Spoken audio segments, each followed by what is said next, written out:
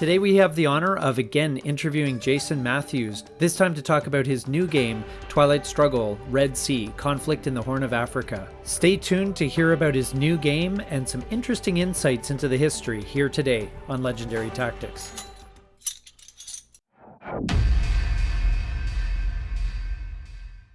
Oh, and thanks for taking time out again to chat, and it's always good to connect with you. So.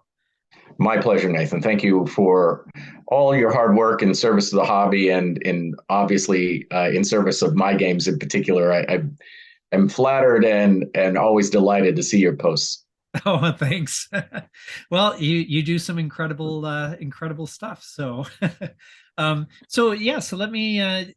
What I wanted to chat with you about today was kind of specifically, I guess, Twilight Struggle Red Sea, Conflict in the Horn of Africa. I don't know if you could have thought of a longer title if you tried.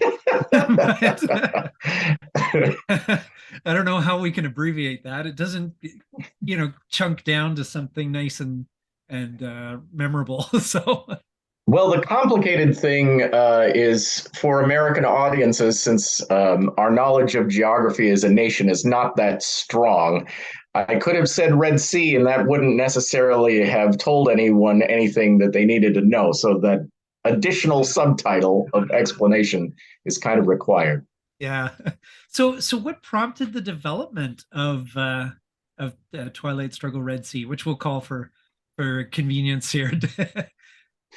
There was one thing in particular, which is I'm old enough to have lived through that aspect of the conflict, and particularly, I think, for anybody who was alive in the 80s, the images of famine in Ethiopia and what was happening in East Africa, resonated. So I remember very distinctly, news reports and that sort of thing about what was happening in the Horn. And then suddenly there was all this kind of national security interest in the Horn. But we had neglected to put it in Twilight Struggle initially. So I had originally conceived of doing like a scoring card very similar to Southeast Asia scoring that would be, a one-time throwaway thing. And during one of the many iterations where we've added a few cards here and there, it was one of the things that I suggested, but it got left on the cutting room floor for some other card. And so GMT, on the flip side, gets a lot of interest from folks who are like, oh, I've designed a deck of cards, you should publish this as an expansion, that sort of thing. And so there's like an appetite out there for more Twilight Struggle stuff. And so rather than just fix the thing that had been nagging at me, I was like, well, let me just design a game instead. And with that, I want to fix two other little problems that have been bothering me. One is that there are a lot of people who purchase Twilight Struggle based on its reputation, but find it too intimidating. And there's no easy on-ramp onto the system. And so I was like, well, we're going to fix that with this. And then the other bit was when we designed Twilight Struggle, which was in 2000, 2001, it was a relatively short war game. Well, tolerance has actually continued to shrink for how long people expect to play any game in one sitting. And Twilight Struggle now is a longer game, even though the motivation for our design was to take war game design in the other direction. So we wanted something that was a little punchier, and GMT had already developed this Lunchtime series. And I was like, well, wait, let's do a Twilight Struggle title that fits in with what they're up to there. Yeah, nice. So how did you decide settle on the scale and the length? I mean, it's 2 turns of Twilight Struggle. How on earth did you boil it down to that? Well, as part of my design process, almost always those are the questions I ask first. Like, how long is this going to be? And how large is the map going to be? But the how long in particular was the decisive question from which everything else circled back. So when you are like, well, I want this to be done in an hour, how long can we reasonably expect a Twilight Struggle game? How much Twilight Struggle can you get in an hour? Um, you can probably do 3 turns in an hour, but much more than that is like asking quite a bit. So that was the first thing. So I was like, well, this is how many cards you can play in this amount of time, and you kind of work your way back from that. And the map size had some other considerations, which is there are some other countries that are interesting that could participate, but they open up another can of events that I didn't want to get into. So, Uganda is there in that same arena, but I didn't want to do Idi Amin and the Israelis, and all of that. That's a very interesting story, but it's not the story I'm trying to tell here. Similarly, Iran is on the cusp of all of this geography, and actually there's some interplay there. But Iran in the 70s is another whole interesting story, but not the story I was trying to get into with this particular game. And so I thought including some of the places that are on the margins of this story would actually dilute the thing that we're trying to talk about. Hmm. Wow. And I mean, in terms of balancing a game as well, like, and, were there any, challenges, any issues in designing, boiling it down to that length that it's much shorter than typical. And I just think about, I was reading through the rules where you could add in some of the Twilight Struggle cards, and one of the ones you can include is Bear Trap. And I'm thinking, man, that would be the most deadliest card you could possibly play. Yeah. You could finish the game in the first couple cards with that one in play. So yeah, how did you work on the Quite. balance and the design from there? It was, I think I did many more iterations of all of these cards than I did of the original Twilight Struggle cards. In Twilight Struggle, I would say probably 3/4 of the cards are maybe the wording changed, but the general thrust of what the card does is more or the same as what it first was. Cards got dropped. A lot of cards that were in the initial play set eventually got thrown out. But the things that you're playing with now are basically things that we had in the original iteration. In this game, almost every card changed because because that because the stability numbers in those countries are low, and the number of card plays is not that many. There was always these cascading effects. I would change one card and then it would have all of these unanticipated consequences. Then I'd have to go change 3 other cards. It was just like this. So yes, this was a much more iterative process than designing the cards in the original game for that exact reason that you identified, that it's very easy to upset the balance when stability numbers are low and the number of card plays are low. And it is as some people have noted kind of critically, it's 100% possible for this game to go off the rails, be over in a turn. But that happens in Twilight Struggle too, actually. I mean, people don't really think about it, but there are a lot of 3-turn games in Twilight Struggle. And so that is a little bit part of the experience. The nice part with Red Sea is you can set it up in 2 seconds and start again. Yeah. Yeah, no, that's always going to be an issue when you've got such a short game that wants to cover so much too. Right. So, what's your favorite aspect of the game now that everything's done and all the cascading effects have been looked after and sort of like what really shines for you? I what I am relieved about when and I'm most proud of is that when I play it, I really get the same sense that I do when I'm playing Twilight Struggle. And that was the most important thing, right? Like if it's going to be an on ramp for the full game, you have to have that same feeling of tension and that all of your decisions have consequences. In fact, if anything, it's more intense that way because you can make a few errors in Twilight Struggle and then recoup over the long game. If you make an error in Red Sea, you're probably done. Yeah, it's on a knife edge that way for sure.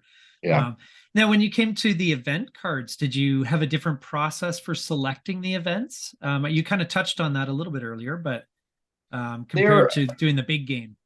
there are some things there's one important rule in Twilight Struggle cards that I had to abandon entirely for this, which is and I don't know if I've ever actually talked about this, but there were certain ways in which we weeded out events from Twilight Struggle. And one of the things that we weeded out events from Twilight Struggle with is if it didn't have anything to do with direct competition between the Soviet Union and the United States, we tossed it out. So a lot of things that happened during the Cold War are reactions to British policy, decolonization, French policy. And when we're dealing with Africa, that process of decolonization is so integral to the context of the Cold War there. I mean, really, what is happening there is about decolonization. The Cold War is more of a context.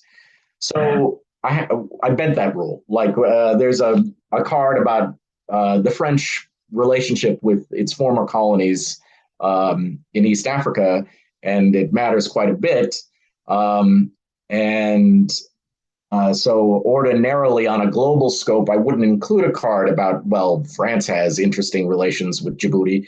But in this game, it was such an important part of the Cold War context that the reality and the relationships between former colonial administrators and newly independent countries is part of the game. Hmm. Well, that's yeah. The card that surprised me the most was the Romanian what is they called? The Romanian card, the new China Romania card. autonomy. Yeah, I Yeah. should have just called it the Romania card so people, because even I do this. What is it called? Romania? It's not the China card. Yeah. So I mean, one of the other reasons why I settled on this particular um, aspect of the Cold War is that there are so many bizarre components of it, components of the history. The most obvious one and the kind of central focus is the cynicism between the United States and the Soviet Union about Ethiopia and Somalia. Somalia had had like a 25-year relationship with the Soviet Union. The United States had had a 40-year relationship with Ethiopia. They were our client states in that region, and it had been very stable for most of the Cold War.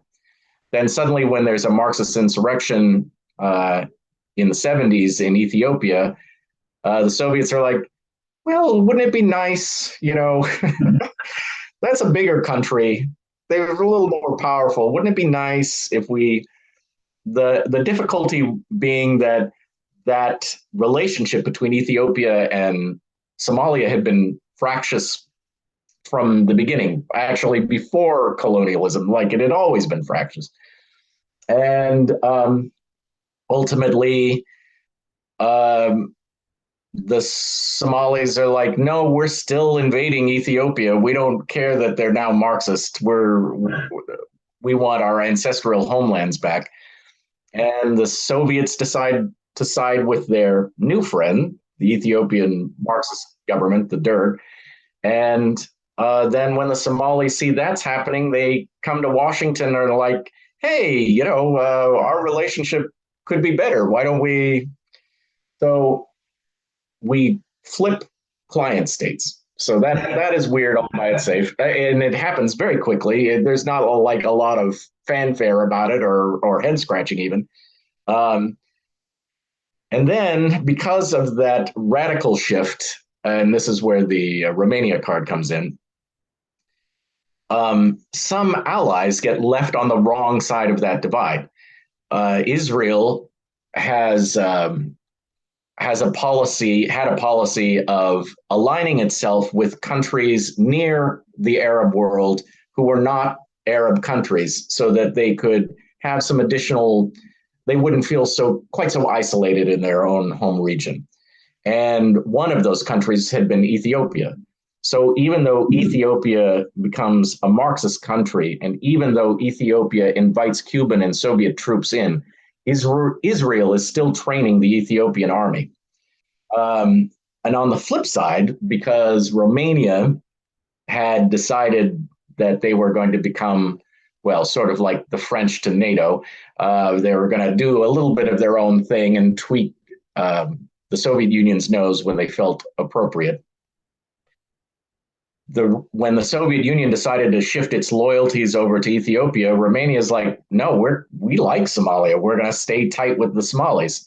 So the United States and Romania are backing the Somalis, and Israel and the Soviet Union are backing Ethiopia. So that is the kind of both cynicism and bizarreness that the Cold War brought up towards the end there. I have to say it was a very unexpected card when you flip that over. What? How does that factor in? So I didn't know this until I started doing some research on the game. Things had gotten so bad that the Soviets drew up. They amended their war plans for NATO. In the event of a war with NATO, they would have invaded Romania. Oh, wow. Interesting. Wow. So what do you want players to learn about this game? If there's one thing or one or two things that you think they should can really take away from this? Well, I mean, I talked about this in a C3I article that was published fairly recently. I think particularly for the United States, we East Africa had been in the headlines for a very long time in the 90s and up until now. Somali pirates, Ethiopia invading Somalia, and warlordism, and all of the rest of it. Everything that happened in Sudan also. Almost, and we kind of like shrug and we're like, oh, those countries are a mess, and when will they get their act together?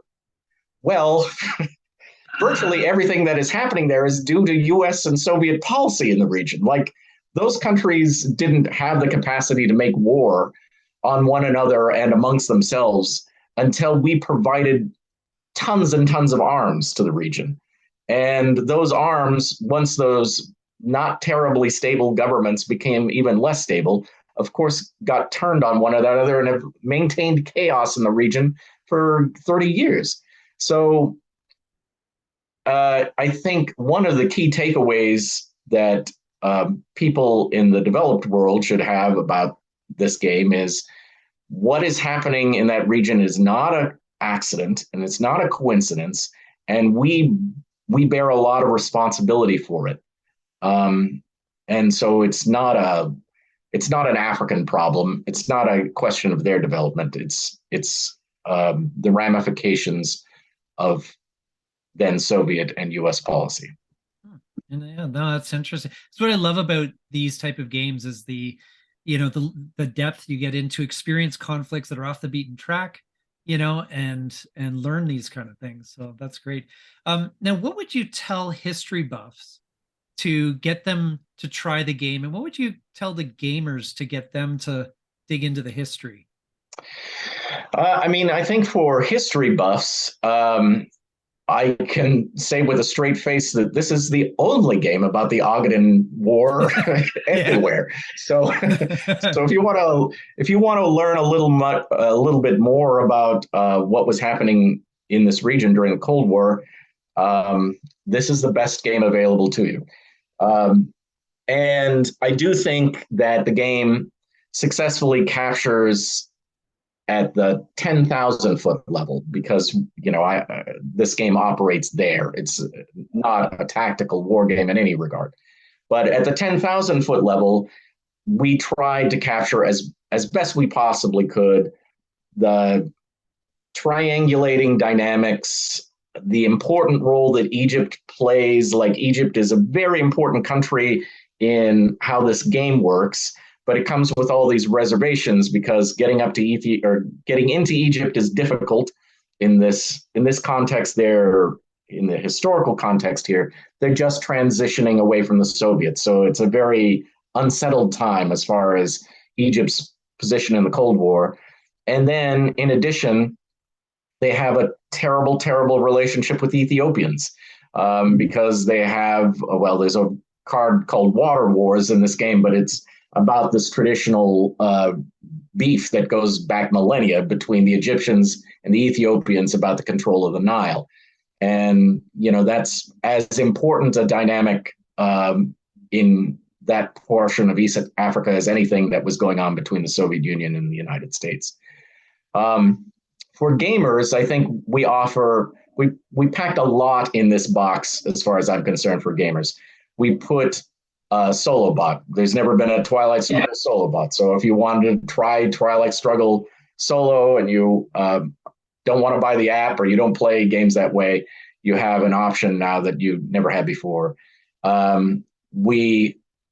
We spent a lot of time worried about the graphic design so that if you are someone who plays Twilight Struggle and you've been trying to convince one of your Euro nerd gaming friends to play the game, you know, we've set it up so that you can do that. There are the actual, what would normally be a player aid is sitting there on the board for you to walk through all of the options that players have on Twilight Struggle.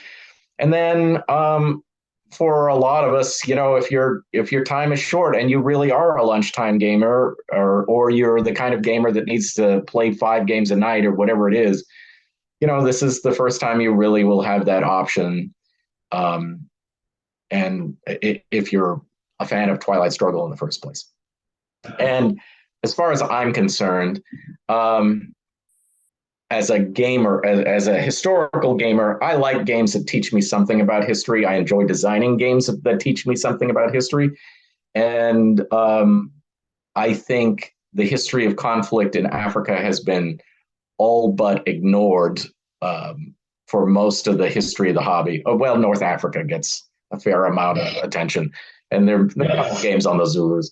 But in general, we do not spend anywhere near as much time worried about that continent's conflicts as we do the Civil War or the Eastern Front in World War II. And there are a lot of interesting historical lessons to be garnered from those places. So I think we should spend more time learning a little more about it. Yeah, absolutely. And what's the reception been like so far? It seems very positive, and I'm happy about it.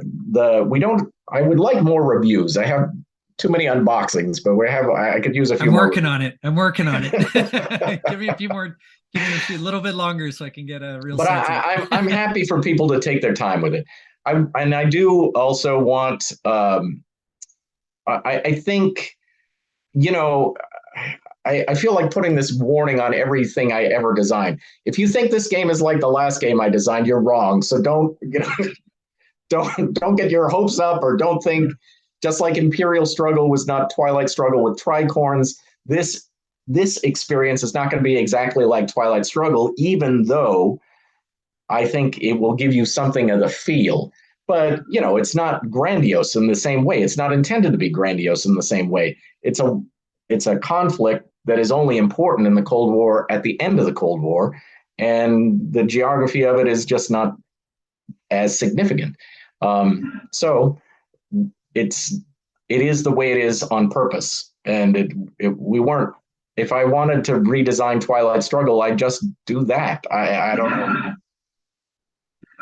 Yeah. So now in the designer's notes, though, you kind of teased that there may be some other theaters that you're looking at. And I'm wondering if there's anything you're allowed to talk about that, you know, for future games in this series. So yes, there's definitely going to be at least one more and maybe more. And I'm working on one now, and I would like to blame GMT for why the announcement hasn't come out already, but it really is my fault because I'm like, whoa, let me get I need more stuff down before we, you know, make a big announcement. But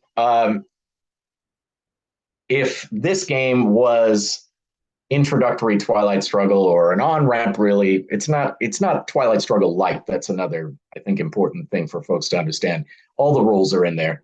It's just a shorter way and a less intimidating way if for people to learn the game. But so if this was to help people get into the system, the next game will be designed for people who are Twilight Struggle fans to provide them kind of a higher challenge, a more not terribly complicated. There's not like a lot of additional Chrome, but there are a lot of other things for you to worry about all of a sudden. And so it will be, the master's class for Twilight Struggle. Oh, nice. And it will also be shorter though. It'll probably be half as long as a regular Twilight Struggle game, but it will have some additional intensity. Oh, that's great. That sounds very intriguing. Any thoughts of doing a smaller version of Imperial Struggle like this? God, I love that idea actually. Yeah. And and I still like think about this quite a bit. I have a little bit of frustration with Imperial Struggle in the sense that the culminating act of Imperial Struggle, the Napoleonic Wars, the Waterloo, like the thing that if you ask people what's the capstone of the rivalry between the British and the French, it's Waterloo. But the difficulty with that is that the nature of the conflict between the British and French changes dramatically after Trafalgar. After Trafalgar, the British are able to just pick off France's overseas colonies, and that's exactly what they do. And instead, the nature of the conflict changes between the continental system and British insistence on free trade. And then, of course, the War of 1812 erupts because of the impressment of sailors and all this other stuff. But so that's an interesting story in itself. And I would love to finish Imperial Struggle with that story, but it would require that we change some important elements about how that game works, because Britain and France are not competing on an even playing field in terms of maintaining an overseas empire after the French fleet is all but, not destroyed, but their capacity for engaging in offensive naval warfare is pretty much gone. Mm-hmm.